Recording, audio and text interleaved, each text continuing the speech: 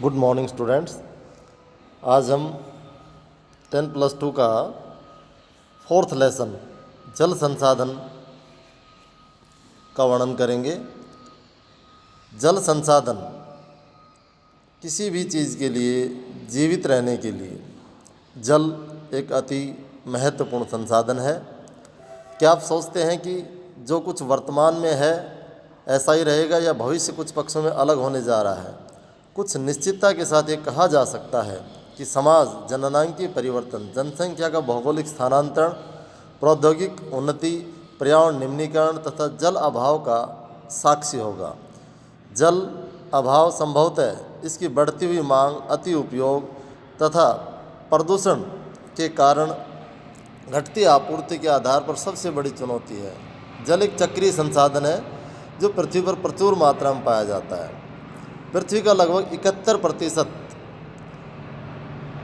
धरातल पानी से आच्छादित है, परंतु अलवणीय जल कुल जल का केवल लगभग 3% ही है।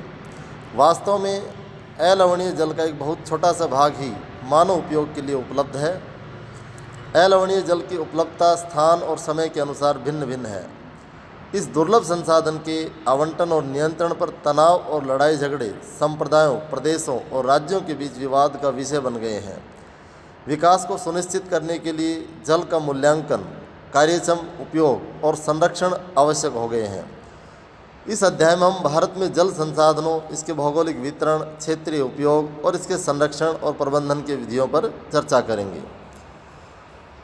भारत के जल संसाधन। भारत में विश्व के धरातलीय क्षेत्र का लगभग 2.45% जल संसाधनों का 4%, जनसंख्या का लगभग 16% भाग पाया जाता है। देश में एक वर्ष में वर्षण से प्राप्त कुल जल की मात्रा लगभग 4000 घन किलोमीटर है। धरातलीय जल और पुनः पूर्ति योग्य भौम जल से 1869 घन किलोमीटर जल उपलब्ध है। इसमें से केवल 60% जल का लाभदायक उपयोग किया जा सकता है। इस प्रकार देश में कुल उपयोगी जल संसाधन 1122 घन किलोमीटर है।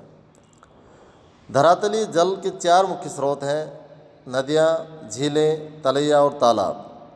देश में कुल नदियाँ और उनकी सहायक नदियों, जिनकी लंबाई 1.6 किलोमीटर से अधिक है, को मिलाकर 10,360 नदियाँ हैं। भारत में सभी नदी बेसिनों में औसत वार्षिक प्रवाह 1869 घन किलोमीटर होने का अनुमान लगाया जाता है। फिर भी स्थलाकृति, जलीय और अन्य दबावों के कारण प्राप्त धरातलीय जल का केवल लगभग 690 घन किलोमीटर अर्थात 32% जल का उपयोग किया जा सकता है। नदी में जल प्रवाह इसके जल ग्रहण क्षेत्र के आकार अथवा नदी बेसिन और इस जल ग्रहण क्षेत्र में हुई वर्षा पर निर्भर करता है।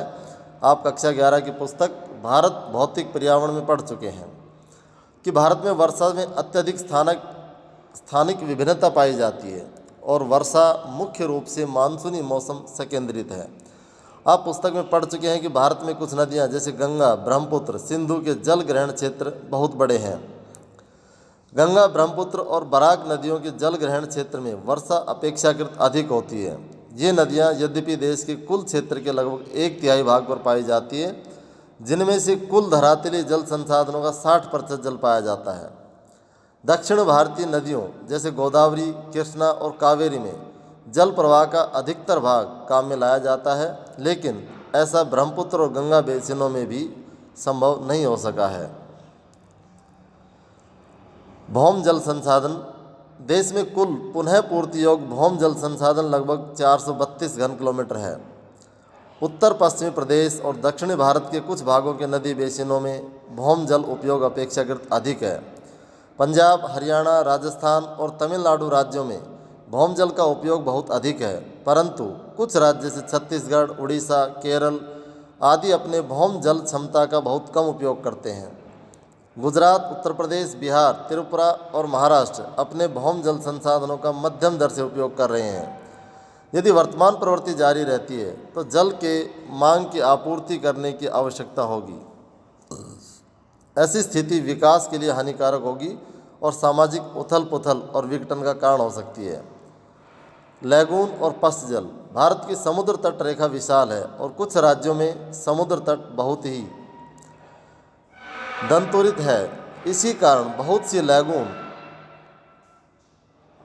और झीलें बन गई हैं। केरल, उड़ीसा और पश्चिम बंगाल में इन लैगूनों और झीलों में बड़े धरातली जल संसाधन हैं।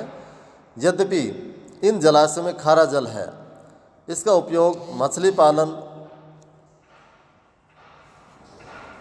और चावल की कुछ निश्चित किस्में, नारियल आदि की सिंचाई में किया जाता है। जल की मांग और उपयोग। पारंपरिक रूप से भारत एक कृषि प्रधान देश है और इसकी जनसंख्या का लगभग 2/3 भाग कृषि पर निर्भर करता है। इसलिए पंचवर्षीय योजनाओं में कृषि उत्पादन को बढ़ाने के लिए सिंचाई के विकास को एक अति उच्च प्राथमिकता प्रदान की गई है और बहुउद्देशीय नदी घाटी परियोजनाएं जैसे भाखड़ा नंगल, हीराकुंड, दामोदर घाटी, नागार्जुन सागर, इंदिरा गांधी नहर परियोजना आदि शुरू की गई है। वास्तव में भारत की वर्तमान में जल की मांग सिंचाई की आवश्यकताओं के लिए आवश्यक है। यहाँ पर आप देखिए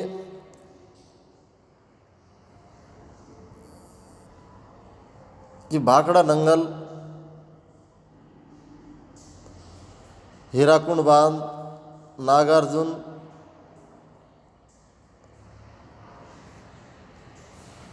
परियोजना, ये जो परियोजनाएं हैं ये महत्वपूर्ण परियोजनाएं हैं।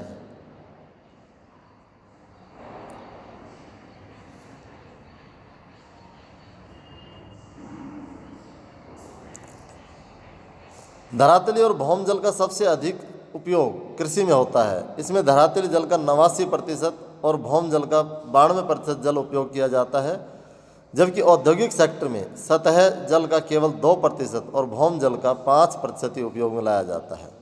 घरेलू सेक्टर में धरातली जल का उपयोग भौम जल की तुलना में अधिक यानी 9% है।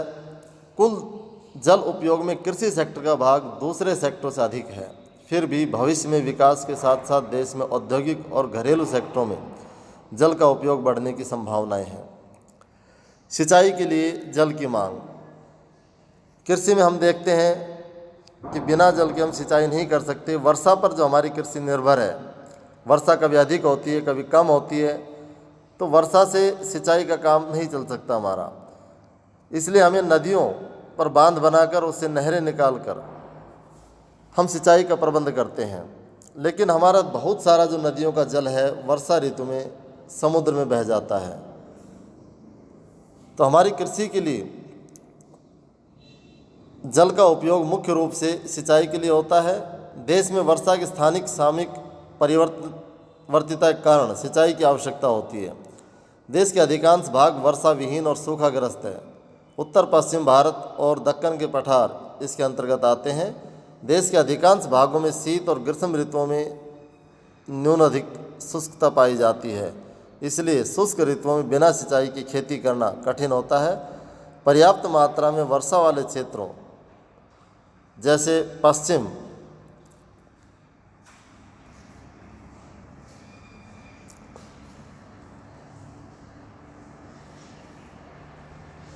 बंगाल और बिहार में भी मानसून के मौसम में अवर्षा अथवा इसकी असफलता सूखा जैसी स्थिति उत्पन्न कर देती है, जो कृषि के लिए हानिकारक होती है।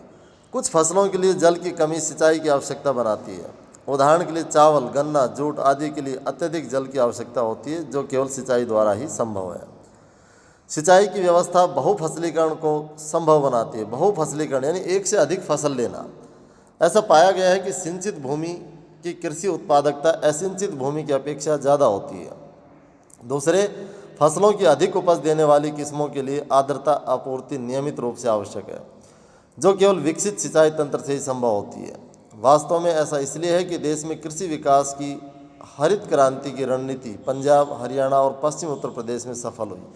क्यों सफल हुई? क्योंकि यहाँ पर जल की मात्रा पर्याप्त मात्रा है। पंजाब, हरियाणा और पश्चिम उत्तर प्रदेश में निवल बोए गए क्षेत्र का 85% भाग सिंचाई के अंतर्गत आता है। इन राज्यों में गेहूं और चावल मुख्य रूप से सिंचाई की सहायता से पैदा किए जाते हैं। निवल सिंचित क्षेत्र का 76.1% पंजाब में और 51.3% हरियाणा में कुओं और नलकूपों द्वारा सिंचित है। इससे ज्ञात होता है कि राज्य अपने संभावित भौम जल के लिए एक बड़े भाग का उपयोग करते हैं, जिससे इन राज्यों में भौम जल में कमी आ जाती है। इन राज्यों में भौम जल संसाधन के अत्यधिक उपयोग से जो जल स्तर नीचे गिरता जा रहा है। वास्तव में कुछ राज्यों जैसे राजस्थान, महाराष्ट्र में अधिक जल निकालने के कारण भूमिगत जल में फ्लोराइड का संकेंद्रण बढ़ गया है और इसकी वजह से पश्चिम बंगाल और बिहार के कुछ भागों में संख्या के संकेंद्रण की वृद्धि हो गई है। संभावित जल समस्या। जल की प्रति व्यक्ति उपलब्धता जनसंख्या बढ़ने से दिन प्रतिदिन कम होती जा रही है।